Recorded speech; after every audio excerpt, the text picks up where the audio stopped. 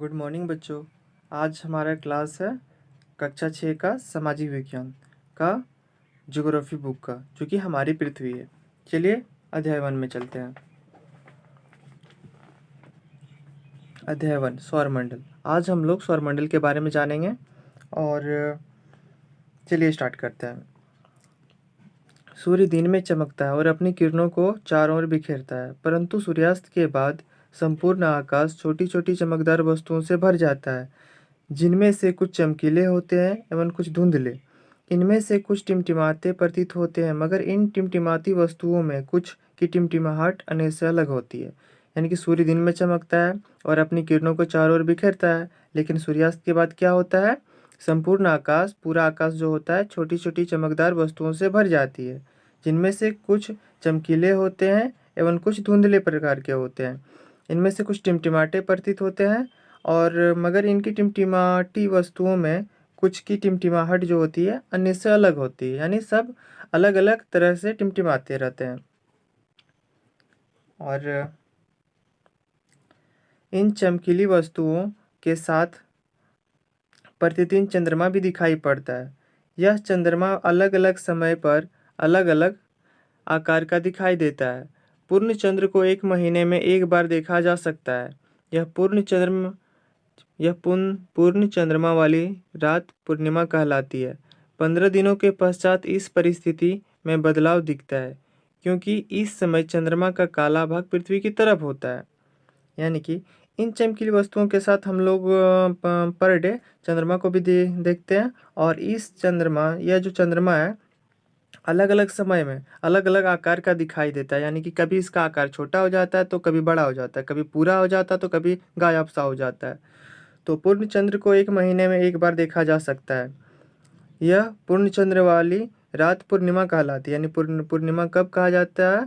जब पूर्ण चंद्र को हम देखेंगे ना, यानी कि चंद्रमा जो होता है पूरी उसका पूरा का पूरा दिखाई पड़ेगा, तो उसको क्या बोलेंगे? पूर्णिमा कहेंगे, पूर्णिमा वाली रात कहेंगे। ठीक उसके बाद 15 दिनों के पश्चात इस परिस्थिति में बदलाव दिखता है, क्योंकि इस समय चंद्रमा का काला भाग पृथ्वी की तरफ होता है। क्योंकि उस टाइम में चंद्रमा का काला भाग पृथ्वी की तरफ होता है, जिसे जिसे नए चंद्रमा की रात्रि का अमावस्या कहते हैं, जिसे अमावस्या कहते हैं। चलिए यहाँ पे कुछ जानने वाली बात है, चलिए यहाँ आगे चलते हैं। अमावस्या की रात में अवलोकन तभी हो सकता है जब आसमान साफ हो। यानी कि अमावस्या की रात में तो चंद्रमा होती है पूरा काला दिखती है, तो हम उसका अवलोकन तभी कर सकते हैं, यानी उसको तभी हम देख सकते हैं जब आसमान साफ हो। चंद्रमा तो दिखेगा नहीं, दिखेगा लेकिन हल्का हल्का दिखेगा। हम दिन के समय चंद्रमा एवं इन सभी छोटी चमकीली वस्तुओं को नहीं देख पाते। यानी हम दिन के समय में चंद्रमा और इन छोटी छोटी वस्तुओं को नहीं देख पाते हैं, क्योंकि सूर्य से निकलने वाले अत्यधिक तेज प्रकाश के कारण रात के समय चमकने वाली वस्तुएं दिन में दिखाई नहीं पड़ती। क्योंकि सूर्य का प्रकाश इतना तीव्र होता है ना, यानी कि इतना तेज होता है कि रात में जो चमकने वाली वस्तुएं होती है वो बहुत फीकी पड़ जाती है। चलिए आगे चलते हैं। सूर्य, चंद्रमा, तारे तथा वे सभी वस्तु जो रात के समय आसमान में चमकती है खगोलीय पिंड कहलाती है। यानी कि देखिए, सूर्य, चंद्रमा और तारे तथा वे सभी वस्तुएं जो रात्रि के समय आसमान में चमकते रहती है, उसे क्या बोलते हैं? खगोलीय पिंड कहते हैं। इसे आप लोग याद कर लीजिएगा। हमारी पृथ्वी भी इसी खगोलीय पिंड का एक भाग है। यानी कि हमारा जो पृथ्वी है ना, अर्थ, ये इसी खगोलीय पिंड का एक हिस्सा होता है। ये सारे खगोलीय पिंड क्रमशः तारे, ग्रह, उपग्रह एवं क्षुद्र ग्रह समूह में बांटे हुए हैं। ये सारे खगोलीय पिंड जो होता है तारे, ग्रह और उपग्रह एवं क्षुद्र ग्रह समूह में बांटे हुए हैं। अब चलते हैं आगे। कुछ खगोलीय पिंड बड़े आकार के साथ साथ घर में भी होते हैं। हाँ, कुछ खगोलीय पिंड जो होता है आकार में बहुत बड़े होते हैं और साथ ही क्या होता है? गर्म होता है। ये गैसों से बने होते हैं। इनके पास अपनी ऊष्मा तथा प्रकाश होती है। जिसे वे उत्सर्जित करते रहते हैं। इन खगोलीय पिंडों को तारा कहते हैं। तारा किसे कहते हैं? कुछ खगोलीय पिंड जो होते हैं बड़े आकार के साथ साथ गर्म होते हैं, ये गैसों से बने होते हैं और इनके पास अपनी ऊष्मा तथा प्रकाश होती है, यानी जिनके पास अपनी ऊष्मा और प्रकाश होती है जिसे वे उत्सर्जित करते रहते हैं, इन खगोलीय पिंडों को तारा कहते हैं। जैसे कि आप लोगों को शायद पता होगा कि सूर्य भी एक प्रकार का तारा है, क्योंकि ये आकार में बड़ी के साथ साथ गर्म है और ये गैसों से बने होते हैं। इनके पास अपनी ऊष्मा एवं तथा प्रकाश होती है जिसे वो उत्सर्जित करते रहते हैं, यानी कि इससे क्या पता चलता है, सूर्य भी एक प्रकार का तारा है। अब आगे, सूर्यास्त के पश्चात रात के समय चमकते हुए अनगिनत तारे सूर्य के समान ही हैं। यानी कि सूर्यास्त के पश्चात, यानी जब सूर्यास्त हो जाता है उसके पश्चात रात के समय चमकते हुए अनगिनत तारे, चमकते हुए जितना हम लोग जो देख पाते हैं ना, अनगिनत तारे सारे जो होते हैं सूर्य के समान ही होते हैं। ये तारे बहुत अधिक दूर होने के कारण अत्यंत अत्यंत छोटे दिखाई पड़ते हैं तथा हम लोग इनकी ऊष्मा या प्रकाश को महसूस नहीं कर पाते हैं। यानी कि ये बहुत दूर होने के कारण इसका ऊष्मा और प्रकाश हम तक नहीं पहुंच पाता, यानी उसे हम महसूस नहीं कर सकते हैं। चलिए यहाँ देखते हैं। कुछ दूरी से देखने पर सभी वस्तुएं अपने आकार की अपेक्षा छोटी दिखाई पड़ती है। अत्यधिक ऊंचाई पर उड़ रहे हवाई जहाज भी काफ़ी छोटे दिखाई पड़ते हैं, यानी कि जो वस्तु हमसे बहुत दूर होती है तो वो देखने में तो वो चाहे हमसे बड़ी ही क्यों ना हो लेकिन देखने से बहुत छोटी दिखाई देती है। और अत्यधिक ऊंचाई पर उड़ रहे हवाई जहाज भी काफ़ी छोटे होते हैं। हवाई जहाज को हम नज़दीक से देखेंगे तो बहुत बड़ी दिखाई देगी और वो जब उड़ती है तो बहुत छोटी दिखाई देती है क्योंकि वो हमसे दूर रहती है। रात्रि के समय आसमान में तारों के विभिन्न समूह द्वारा बनाई गई विविध आकृति दिखाई देती है। यानी कि रात्रि के समय जो होता है आसमान में तारों के विभिन्न समूहों द्वारा बनाई गई अलग अलग पैटर्न दिखाई देते हैं, यानी आकृतियाँ दिखाई देती है। और इसको क्या बोलते हैं? नक्षत्र मंडल बोलते हैं। नक्षत्र मंडल यही होता है। बहुत आसानी से पहचाने योग्य नक्षत्र मंडल होता है लिटिल बियर या सप्तऋषि, जिसे हम लोग गांव देहात के भाषा में सतभैवा भी बोलते हैं। सप्त सात ऋषि संत है। यह 7 तारों का समूह है जो कि एक बड़े नक्षत्र मंडल ऊर्जा मेजर या बिग बियर का भाग है। यह एक बहुत बड़ा तारों का समूह है जो कि एक नक्षत्र मंडल ऊर्जा मेजर या बिग बियर का भाग होता है। यानी कि आप आसमान में देखते होंगे कि 5 जो होता है ना, 5 इसका जस्ट अपोजिट, यानी कि ऐसे करके दिखाई देता है। कुछ ऐसा ही होता है जिसे हम लोग सप्तऋषि बोलते हैं। यानी कि ये वाला जो होता है ना, उल्टा 5 लग रहा है, यानी यही हमारा सप्तऋषि।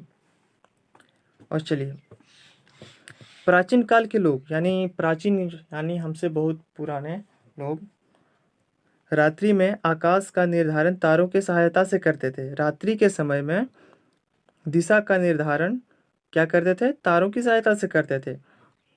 उत्तरी तारा उत्तर दिशा को बताता है, जिसे ध्रुव तारा पोल स्टार भी कहा जाता है। यह आसमान में हमेशा एक ही स्थान पर रहता है। हम सप्तऋषि की सहायता से ध्रुव तारा की स्थिति को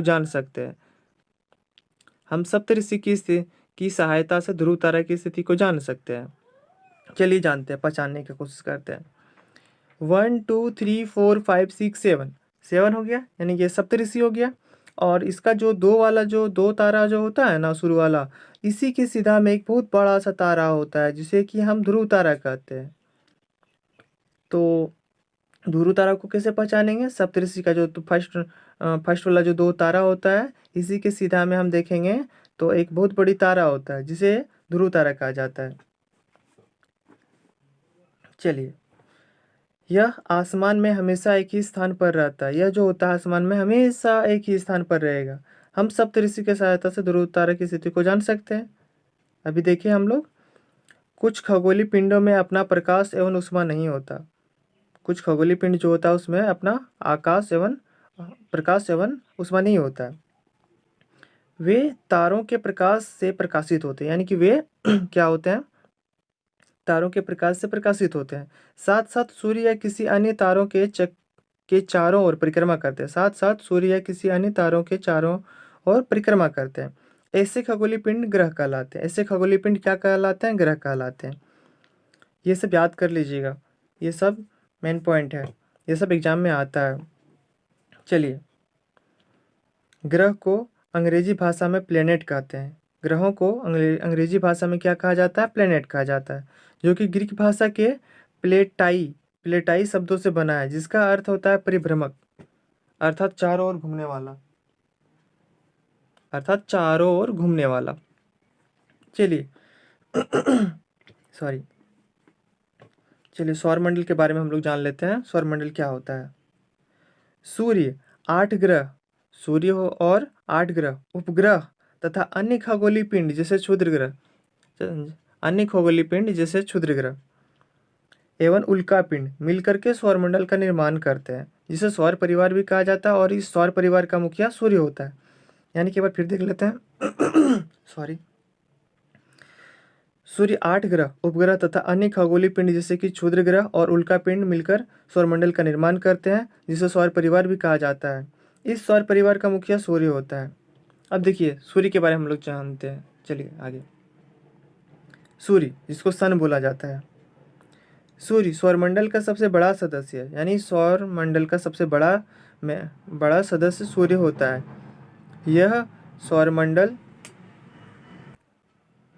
यह सौरमंडल के केंद्र में स्थित है।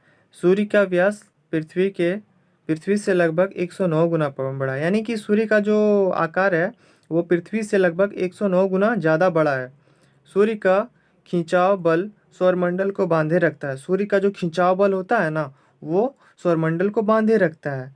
सूर्य सौरमंडल के लिए प्रकाश एवं ऊष्मा का एकमात्र साधन है। सूर्य जो है सौरमंडल के लिए प्रकाश और ऊष्मा का एकमात्र साधन है। यानी सूर्य से ही हमें प्रकाश और ऊष्मा प्राप्त होती है, परंतु पृथ्वी पर हम इसकी अत्यधिक तेज ऊष्मा को महसूस नहीं कर सकते हैं। परंतु क्या है, पृथ्वी पर हम इसका अत्यधिक तेज प्रकाश को महसूस नहीं कर सकते, क्योंकि सूर्य पृथ्वी के सबसे नज़दीक का तारा होने के बावजूद यह हमसे काफ़ी दूर है, बहुत दूर है। सूर्य पृथ्वी से लगभग 15 करोड़ किलोमीटर दूर है। सूर्य पृथ्वी से लगभग कितना किलोमीटर दूर है? 15 करोड़ किलोमीटर दूर है। चलिए, यहाँ पे एक पॉइंट लिखा हुआ है, जिसे हम लोग जानने योग्य बात है। सूर्य से निकली ऊर्जा का छोटा सा भाग, मात्र 2 अरबवां हिस्सा ही पृथ्वी पर पहुंच पाती है। सूर्य से प्राप्त ऊर्जा का 48% ही वायुमंडल को गर्म करने में काम आता है। शेष ऊर्जा अंतरिक्ष में परिवर्तित हो जाती है। तो आप सोच सकते हैं कि सूर्य से निकलने वाली प्रकाश हमारी पृथ्वी तक कितनी कम मात्रा में आती है। चलिए, अब हम सौरमंडल का एक फोटो देख लेते हैं। इस पहले हम आपको फोटो दिखा देते हैं, समझा देते हैं फोटो के किस प्रकार का होता है। ये हमारा सूर्य है, सन है, और ये हमारा तारा हो गया, जिसे सूर्य बोलते हैं। और ये हो गया बुध, ये ग्रह है बुध। और उसके बाद में सेकंड है शुक्र है, फिर है हमारी पृथ्वी, फिर उसके बाद है मंगल। ये जो पट्टी आपको दिख रही है, ये है क्षुद्र ग्रह पट्टी। यानी क्षुद्र ग्रह पट्टी के अंदर वाले ग्रह को आंतरिक ग्रह कहते हैं, और क्षुद्र ग्रह पट्टी के बाहरी वाले ग्रह को बाह्य ग्रह के नाम से जाना जाता है। तो बाह्य ग्रह में बड़ा ग्रह होता है, बृहस्पति होता है, उसके बाद शनि होता है, फिर यूरेनस होता है, उसके बाद फिर नेपच्यून होता है। चलिए आगे चलते हैं।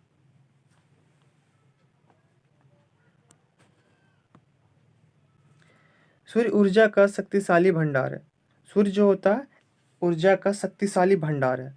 इसमें मुख्य रूप से हाइड्रोजन और हीलियम गैस का एक विशाल भंडार है। यानी सूर्य में क्या है? हाइड्रोजन है और हीलियम है, गैसों का एक विशाल भंडार है। बहुत विशाल रूप में पाया जाता है, बहुत भारी मात्रा में पाया जाता है सूर्य में। अब नेक्स्ट है ग्रह। ग्रह क्या होते हैं, इसके बारे में जान लेते हैं। हमारे सौरमंडल में 8 ग्रह हैं। हमारे सौरमंडल में कितने ग्रह हैं? 8 ग्रह हैं। ये सूर्य से दूरी के अनुसार क्रमशः, चलिए आपको फिगर भी दिखाते जा रहे हैं और आपको पढ़ाते भी जाते हैं, तब समझने में बहुत अच्छे से आप समझ सकते हैं। चलिए आगे चलते हैं। फर्स्ट है बुध, सेकंड है शुक्र, जो कि यहाँ पे शुक्र लिखा हुआ है, और थर्ड है हमारा पृथ्वी। पृथ्वी हो गया ये वाला, और मंगल 4 नंबर पे आता है मंगल। मंगल है यहाँ पर, और बृहस्पति। बृहस्पति हो गया बाह्य ग्रह, तो बाह्य ग्रह हमारा यहाँ से स्टार्ट होता है। बाह्य ग्रह में बृहस्पति पहले नंबर पे स्थान पे है, और दूसरा है शनि। शनि यहाँ पर है, और यूरेनस। यूरेनस हो गया यहाँ पर, और नेपच्यून लास्ट है हमारा नेपच्यून। चलिए आगे चलते हैं। आकार के अनुसार ग्रहों का सबसे बड़े से छोटा क्रम इस प्रकार है। यानी अब ये तो हो गया बुध शुक्र पृथ्वी मंगल बृहस्पति शनि यूरेनस और नेपच्यून। ये तो हो गया ग्रह सूर्य से दूरी के अनुसार ग्रहों की संख्या। और अब देखते हैं सबसे बड़ा से लेके छोटा, सबसे बड़ा ग्रह से लेके छोटा ग्रह तक हम लोग जानेंगे। यानी बड़ा ग्रह हो गया बृहस्पति, उसके बाद आ जाता है शनि, फिर आ जाता है यूरेनस, फिर आ जाता है नेपच्यून, तब आती है हमारी पृथ्वी, फिर शुक्र मंगल बुध। इस प्रकार है। ग्रहों को आकार एवं दूरी के अनुसार आंतरिक ग्रह एवं बाह्य ग्रह में बांटा गया है। आंतरिक ग्रह एवं बाह्य ग्रह में बांटा गया है। बुध शुक्र